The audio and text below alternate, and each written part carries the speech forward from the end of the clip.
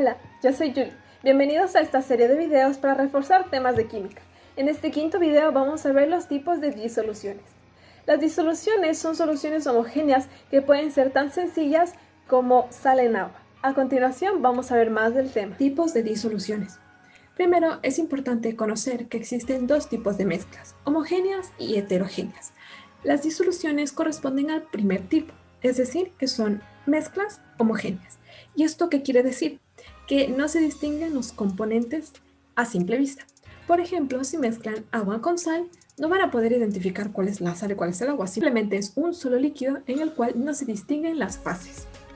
Por ejemplo, una ensalada sería como una mezcla heterogénea, porque tienen el líquido de limón y sal, tienen la cebolla, el tomate, la lechuga, pero un té de manzanilla sería una mezcla homogénea, porque una vez que colocan el té en el agua y dejan que se mezcle y luego retiran la bolsita de té, no pueden identificar partes dentro de este líquido, sino que es un solo cuerpo formando el té.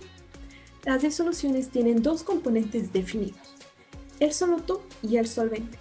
El soluto es la sustancia que se disuelve y está en menor proporción en comparación con el solvente.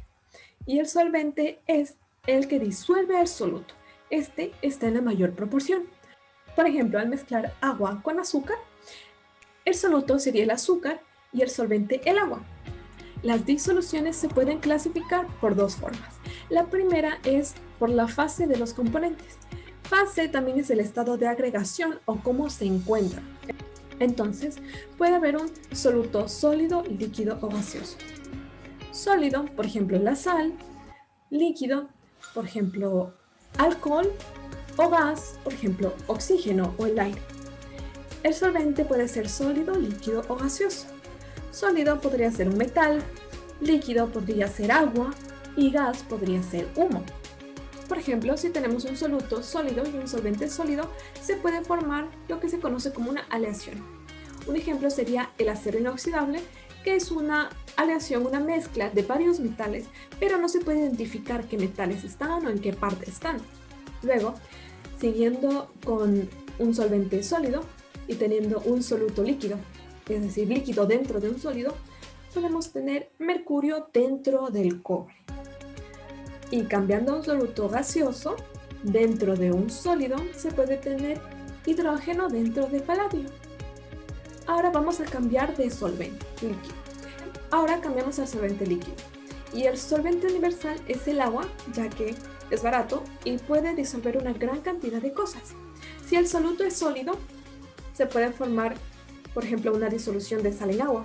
La sal es sólida, al momento de entrar al agua se mezclan y es un solo componente, o azúcar en agua. Cambiando a un soluto líquido, podemos hacer una mezcla de agua y etanol. Etanol siendo la parte menor, el soluto. Etanol también es conocido como alcohol etílico o el alcohol normal que pueden conseguir en una farmacia.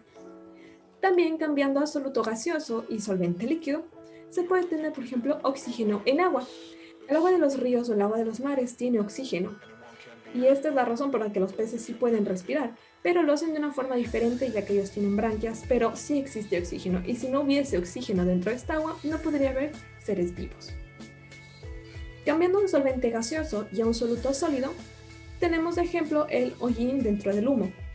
El hollín son partículas que se encuentran dentro del humo y son sólidas y que muchas veces se depositan en lugares y dejan manchas.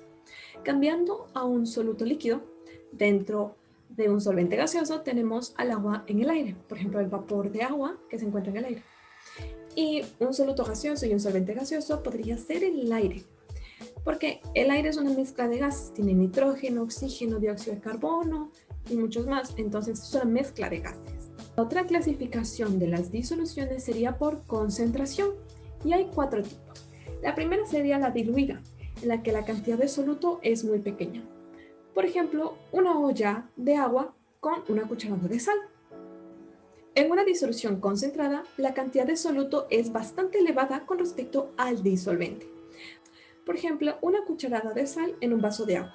Esta agua va a estar mucho más salada que en comparación con la olla que se formó en una disolución diluida, porque tiene más soluto y por ende se aumentan las características como la salinidad. También existen las disoluciones saturadas y en este caso el soluto está en la máxima capacidad del disolvente. Llega un punto en el que ya no puedes diluir más sal y se queda sal en el fondo de un vaso, por ejemplo. Eso quiere decir que ya se sobrepasó el punto de saturación. Y las sobresaturadas se forman cuando existe más soluto del que se puede disolver en ese solvente y a las condiciones específicas en las que se forma la disolución. Por ejemplo, si se tiene un vaso de agua con una cucharada de azúcar. Puede que una cucharada de azúcar sí se disuelva, pero al agregar 2 o 3 cucharadas va a quedar azúcar en el fondo y esta no se va a poder disolver. Estas condiciones que les menciono pueden cambiar. Por ejemplo, si se aumenta la temperatura de esta disolución, se puede disolver más soluto.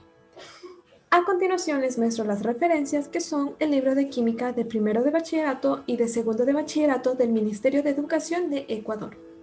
Eso es todo por este video. En la parte de abajo les dejo más links para que puedan ver más videos referentes al tema y aprendan más. ¡Nos vemos!